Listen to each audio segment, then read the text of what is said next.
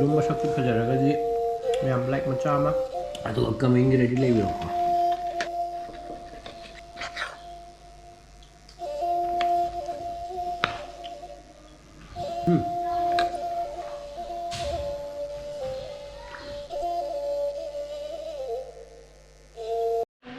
Good morning, guys. Good morning. Polgi online classes also started, so she's getting ready. Only 2 minutes left. Hurry up. Hurry up.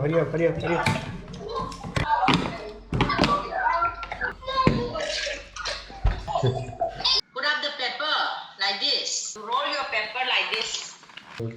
Very good. Office to chalaga Amazon Prime stick mo long khai ro si sala se aduna kwai phare thola main road yung re. There is lots of vehicle moving around,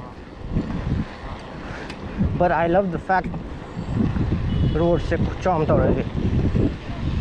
This road, you want to look at the size of the road, huge, insanely made, and I'm very happy with this road.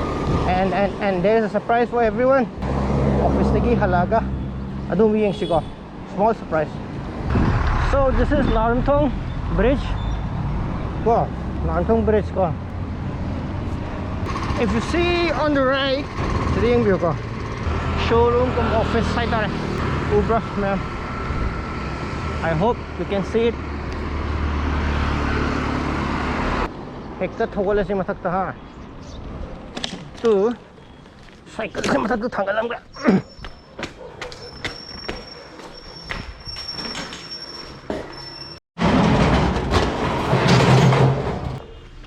To be back. Welcome back, guys, again. Ito my cabin just check out see. Ha. Finally. Hingalami ni hey.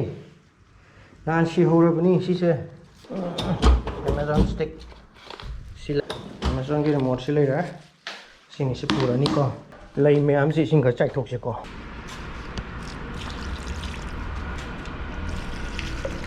This big part also needs some good water.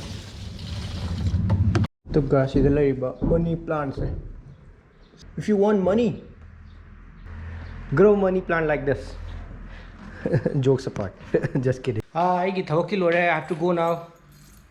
So nahan Dipsindik or ki vlog lai bane ko showroom tour ai na tau hiba machama.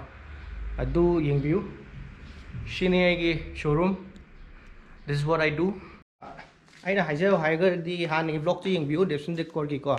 Aduga mayamna request comment da ken kaina haibire price yauraga hapiro na aina mayam se aina price yauraga loi hap le radi blog to yam sangani buko ai kor gi Instagram da ne DM to biro pam pot to ko aduga kem kai de hujik su ken to lockdown lorga adum lao apam adum tana si ko sabar yai mayam yai khoi gi one stop solution ni kem dai chingnaba leitan lakpiu aduna adum DM to biro sia aduga hanga unar se ko aduna adu haijeraga ai kitang ni farak tar ni ko paisa ga hapa every item gi so adu haijeraga amuk makha ta cycle unarase andoi cycle lawe kadina nang sidai da nang kisi ka doi no ba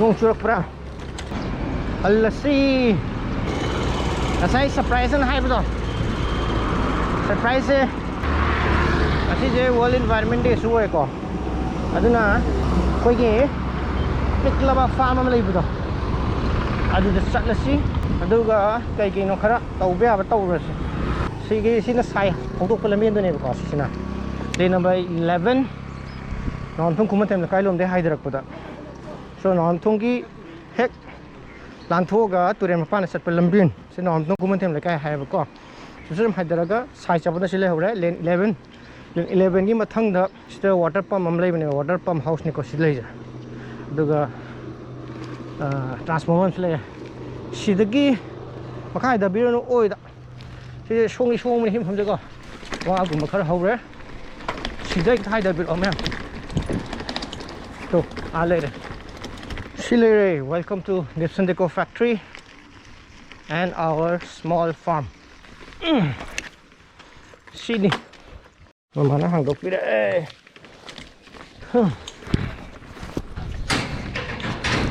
Changa ga sinagi kesin ko factory ni apple tree. Okay guys, finally farm de yore. Farm se mu ula ke yam pick pani ko. Ai ke maning de leise. Yam pick pani adubu sida variety pura variety makan matang ula ke. Kaya am da ko sida kena ulak ke koi pukri. If you can spot one, comment down below. Grass calf ni masih aduna mana masing cari ada sum lagi. Nak na malai. Ba.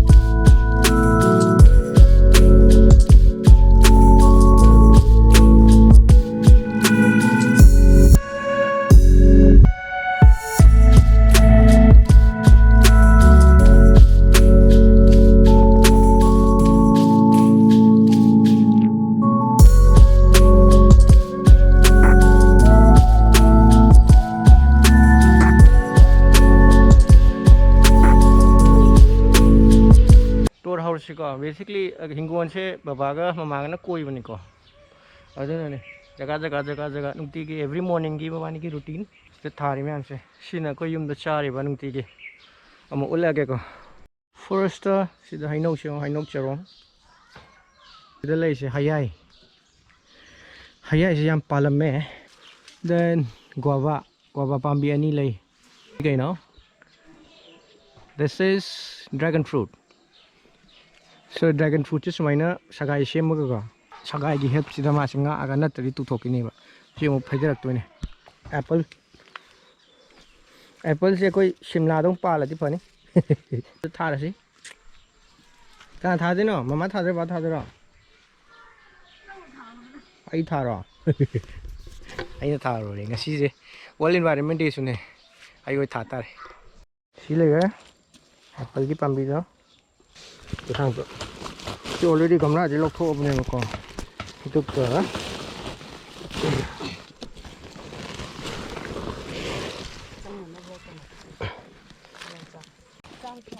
chùm được hay chùm một bao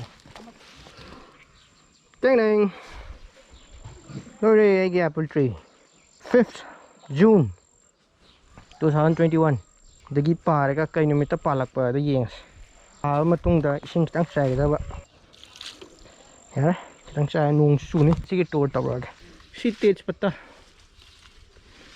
si rai tha khangawi taina sina long beans then morok ti dom jaga ko ding phangani si what is this beans na dang ai de ko ai hai tup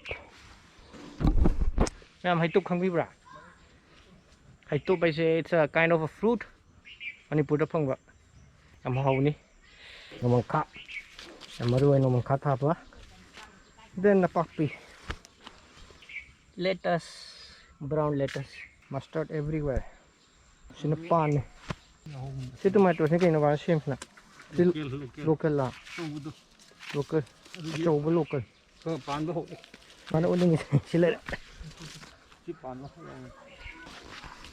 si variety sini ꯑꯁꯤꯗ ꯏꯔꯥꯕꯁꯤꯗ ꯑꯩꯈꯣꯏ ꯂꯣꯀꯦꯜꯗꯣ ꯌꯥꯝ ꯁꯥꯏꯃꯨꯛꯀ ꯆꯥꯎꯕꯅꯦ ꯑꯗꯣ ꯉꯥꯡꯉꯒ ꯌꯥꯝ ꯐꯖꯕꯅꯦ ꯑꯅꯧꯕꯒꯤ ꯀꯩꯅꯣ ꯌꯥꯝ ꯊꯥꯔꯤ ꯁꯤꯅ ꯀꯣꯟꯅ ꯀꯩ ꯈꯪꯗ꯭ꯔꯦ ꯑꯩꯗꯤ ꯌꯥꯝꯃꯟꯈ꯭ꯔꯦ ꯑꯩꯈꯣꯏꯁꯦ ꯑꯗꯨꯅ ꯉꯥꯎꯔꯦ ꯆꯨꯁꯤꯗ ꯆꯨꯁꯨ ꯂꯩ ꯁꯤ ꯆꯨꯒꯤ ꯍꯥꯏꯠꯁꯦ ꯈꯨꯋꯥꯡ ꯑꯃꯅꯤ ꯆꯝꯄ꯭ꯔꯥ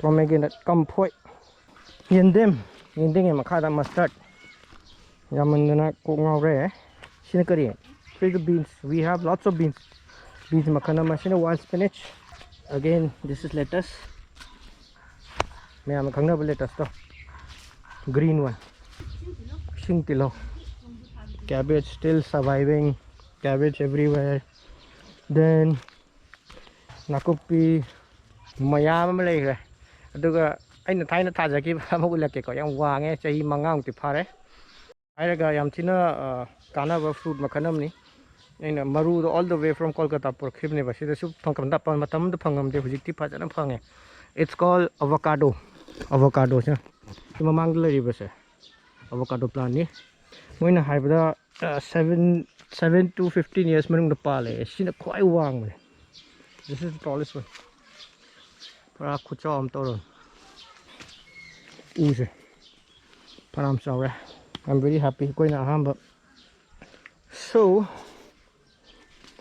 nga yam sari nga su ngai sai utpado yung ko si lingi me si nga amuk som sai da mu sa se ko sampra makanam ni sile si pale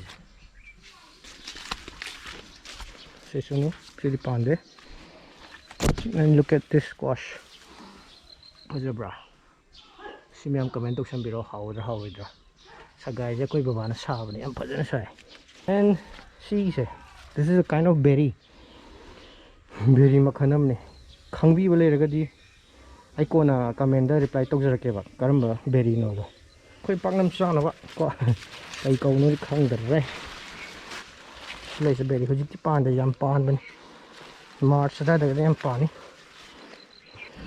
sumgi view ne sina sidagi koi hang view haita nong se kitang chusale teak plant sawani noma teak ne mama sisi teak ni kitang sawre sina mo karwang 3 years old this is curry patta as curry patta ke fruits hai